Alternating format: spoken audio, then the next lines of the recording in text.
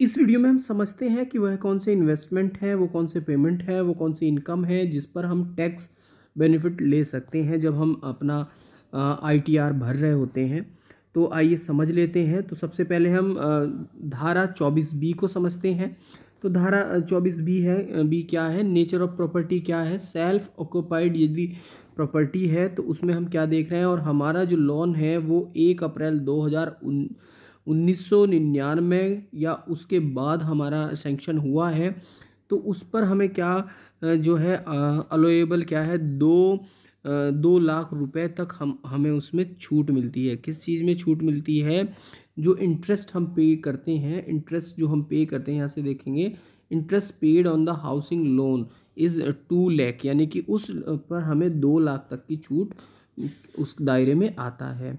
और अगर जो हमने for the repair of house property के लिए हमने रिपेयर के लिए लिया है लोन, तो वो हमें ऑन और आफ्टर 1 अप्रैल 1999 के बाद या उस डेट में, तो उस पर हमें मिलता है 30,000 की छूट मिलती है। तो ये आप समझ गए होंगे। बिफोर 1 अप्रैल 1999 के बिफोर है कंस्ट्रक्शन और purpose purchase of house property, तो उसमें 30,000 है। उसके बाद से आप देख रहे होंगे ये और इसी तरह से रिपेयर के लिए ये भी 30,000 है। तो इस तरह से ये समझ गए होंगे हम। अब हम इसमें कुछ धाराओं को समझते हैं, जिन धाराओं का हमें पता होना चाहिए कि किसमें कौन सी कवर होता है और कितना हमें उस पर टैक्स बेनिफिट मिलता है। तो जैसे आप इसमें देख रहे होंगे 80C देख रहे हैं। 80C इसमें 80CCC और 80CCD1 इसको समझ लेते हैं। इसके अंदर आप देखोगे कि 80C के अंतर्गत LIC है, प्रोविडेंट फंड है, subscription to certain equity shares है, ट्यूशन फीस है, नेशनल NPS है, NSC है, NSC है, हाउस लोन प्रिंसिपल्स है, प्रिंसिपल अमाउंट जो होती है, और अदर वेरियस आइटम है। इसकी जो लिमिट है वो 1.5 लाख तक होनी चाहिए। इसमें एक चीज़ और समझनी है कि जो ये 80CCC है, इसका मीनिंग है कि जो हमारा LIC या अदर इंश्योर टुवर्ड पेंशन, यानी कि हमने किसी और कंपनी में यदि पेंशन के लिए कर रखा है तो वो अमाउंट इसमें होता है।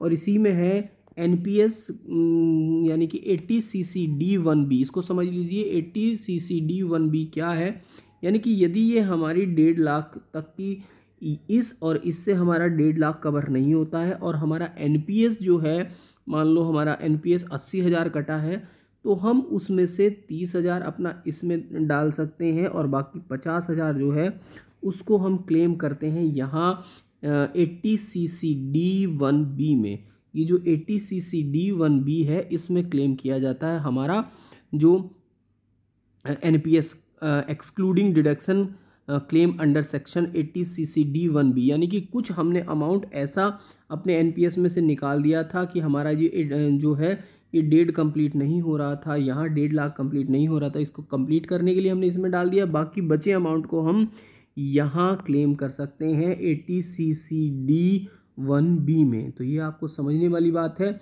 इसके बाद है 80CCD2। इसमें क्या है, इसको हमें कुछ नहीं समझना है, क्योंकि ये हमारी यदि हम सैलरी में जोड़ते हैं फिर उतना ही घटता है। ये कोई समझने वाली धारा नहीं है। हम 80D को समझ लेते हैं। 80D बहुत ही इम्पोर्टेंट है, ये सेक्शन बहुत इम्पोर्टेंट है, तो इसमें आप समझ रहे होंगे। तो 80D क्या है? Deduction toward payment made to the health insurance premium और प्रिवेंटिव हेल्थ चेकअप, यानी कि हेल्थ चेकअप के लिए। तो यहाँ इसमें क्या है, यहाँ जो है इंश्योरेंस, जो हेल्थ इंश्योरेंस है वो आप देख रहे होंगे, वो यदि 25,000 तक का रहता है, मगर यदि सीनियर सिटीजन है, if any person is a senior citizen, तो ये जो है वो 50,000 हो जाता है। ये किस किस के लिए रहता है? ये अपने लिए रहता है, स्पाउस के लिए रहता है, और डिपेंडेंट चिल्ड्रन के लिए रहता है। इसी तरह से जो है यहाँ आप देख रहे होंगे कि preventive health checkup include in the above limit, यानी कि ये 5,000 रुपये हम उसमें, यानी कि यदि ऊपर हमने 25 क्लेम किए हैं तो 5 ये मिला के हो जाते हैं 30, और यदि 50 क्लेम किए हैं तो हो जाते हैं 55। तो ये चेकअप में आता है। इसी में नीचे हम देखेंगे कि फॉर पेरेंट्स के लिए हम 25,000 और यदि पेरेंट में हम देखेंगे सीनियर सिटीज़न है तो 50,000 और प्रिवेंटिव हेल्थ चेकअप जो है वो 5,000। इसके बाद है deduction toward medical expenditure incurred on a senior citizen if no premium is paid on the health insurance coverage, यानी कि ऊपर वाला नहीं हम क्लेम करते हैं तो नीचे वाला जो है ये हम खुद के लिए, अपने पार्टनर के लिए, अपने डिपेंडेंट चिल्ड्रन के लिए हम 50,000 तक इसका क्लेम कर सकते हैं। ये क्या है, पेरेंट के लिए भी हम 50,000 का क्लेम कर सकते हैं। तो इसमें आप समझ रहे हैं कि यदि हमने मेडिकल इंश्योरेंस नहीं लिया हुआ है तो जो हमने मेडिकल पर खर्च किया है उसकी बात यहाँ कर रहे हैं। ये कौन सी धारा होती है, ये होती है यहाँ नीचे हम समझ लेते हैं इसको, नीचे 80DD, यानी कि ये ऊपर 80D की बात कर रहे थे हम और यहाँ 80DD की बात करेंगे। 80DD क्या है इसको भी हम समझ लेते हैं। Deduction toward payment made towards maintenance और the medical treatment of a disabled dependent और paid deposited any amount under relevant approved scheme, किसी भी, तो इसमें 75,000 है। मगर इसमें यदि कंडीशन सीवर कंडीशन है तो इसमें हम 1.25 लाख रुपए तक का क्लेम कर सकते हैं। कौन सी इसमें 80DD में, 80DD की बात कर रहे हैं। 80DD में हम यदि कंडीशन सीवर है तो हम 1.25 लाख कर सकते हैं, और यदि नहीं है यानी कि 40% से कम है तो उसमें हम 75,000 रुपये इसमें हम क्लेम कर सकते हैं। 80DDB ये क्या है, deduction towards payment made towards medical treatment of self और dependent for the specified disease, यानी कि कोई ऐसी डिजीज़ हो गई है, स्पेसिफाइड डिजीज़ है, उसके लिए 40% है, और यदि सीनियर सिटीज़न है तो इसके अंदर हमारी 1 लाख 40,000 है, और यदि सीनियर सिटीज़न है तो 1 लाख है। इसी में हम नीचे आ जाते हैं 80E क्या है, deduction towards interest payment made on the loan for higher education के लिए सेल्फ और रिलेटिव्स, यानी कि सिस्टर, ब्रदर, स्पाउस, किसी के लिए भी हम इसमें क्लेम कर सकते हैं जो हमने हायर एजुकेशन के लिए लोन लिया हुआ है। 80EE क्या है, deduction towards interest payment made on the for the acquisition of the residential house property where the loan is the sanction between the 1 April 2016 to 31 March 2017 के बीच में। यदि हमने किया है एक्विजिशन ऑफ रेजिडेंशियल प्रॉपर्टी के लिए किया है तो उसको हम 50,000 तक क्लेम कर सकते हैं। और इसी में हम नीचे देखेंगे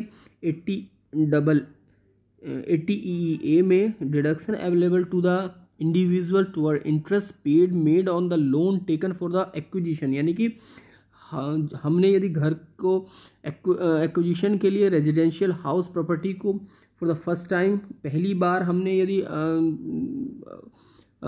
कोई भी प्रॉपर्टी की रेजिडेंशियल प्रॉपर्टी ली है और उसको जब हमारा लोन जो सैंक्शन हुआ है 1 अप्रैल 2019 से और 31 मार्च 2022 के बीच में हमारा लोन सैंक्शन हुआ है, तो उसमें हम 1.5 लाख तक का डिडक्शन के लिए हम क्लेम कर सकते हैं। इसमें एक चीज़ और है कि deduction should not have been claim under section 80EE, ये तब है जब हम 80EE में क्लेम नहीं करते हैं। 80EE के मीनिंग ये वाला, यानी कि हमारा 1 अप्रैल 2016 से 31 मार्च 2017 के बीच वाला जो एक्विजिशन है प्रॉपर्टी वाला था वो नहीं है, तब हम इसको क्लेम करते हैं। और ये फर्स्ट टाइम एक ही बार के लिए है जब हमने अपनी रेजिडेंशियल प्रॉपर्टी हमने हाउस प्रॉपर्टी हमने कोई ली है, तब की बात हम कर रहे हैं। 80EEB की बात कर रहे हैं। 80EEB वो है जो हम कोई भी इलेक्ट्रॉनिक व्हीकल हम परचेज कर रहे हैं और where the loan is sanction between 1 April 2019 to the 31 March 2023 तक, तो उस पर हमें जो उस पर हम लोन इंटरेस्ट पेड करते हैं उसे हम 1.5 लाख तक का डिडक्शन उसमें हम क्लेम कर सकते हैं। इसके बाद आता है 80G। 80G क्या है, deduction towards the donation made to the prescribed fund charitable institutions, यानी कि किसी को भी हम दान करते हैं तो उसमें इसमें भी हमारे पास 2 कंडीशन आती हैं विदाउट एनी लिमिट, यानी कि जिनकी कोई लिमिट नहीं है, आप कितना भी दान कर सकते हैं, और एक होता है जिसमें लिमिट होती है कि एक लिमिट से ज़्यादा आप उसको दान नहीं कर सकते। मगर दोनों ही वेरिएंट में हमें जो है 100% डिडक्शन मिलता है पेड पर जितना हमने उनको डोनेट किया है, और 50% मिलता है। ये अलग अलग कंडीशन है, तो ये आप समझ रहे होंगे। इसके बाद यहाँ है एक नोट है इसमें कि deduction shall be allotted under this section in respect of the donation made in the cash, यानी कि 2000 से यदि ज़्यादा का कैश है तो उसमें हम क्लेम नहीं कर सकते, यानी कि कैश केवल हम 2000 तक ही दे सकते हैं। बाकी हमें जो है ट्रांजैक्शन के थ्रू ही हम कर सकते हैं। 80 तो ये कौन सा डिडक्शन है? Deduction toward rent pay for house and applicable to the only those who are self employed और for whom HR is not part of. जब HR हमारी सैलरी का पार्ट नहीं होता है तब हम इसको क्लेम कर सकते हैं, यानी कि यदि हमारी सैलरी में HR नहीं है तब। इसके बाद हम यहाँ से देखते हैं 80 deduction toward the donation made to the scientific research और रूरल डेवलपमेंट के लिए रहता है।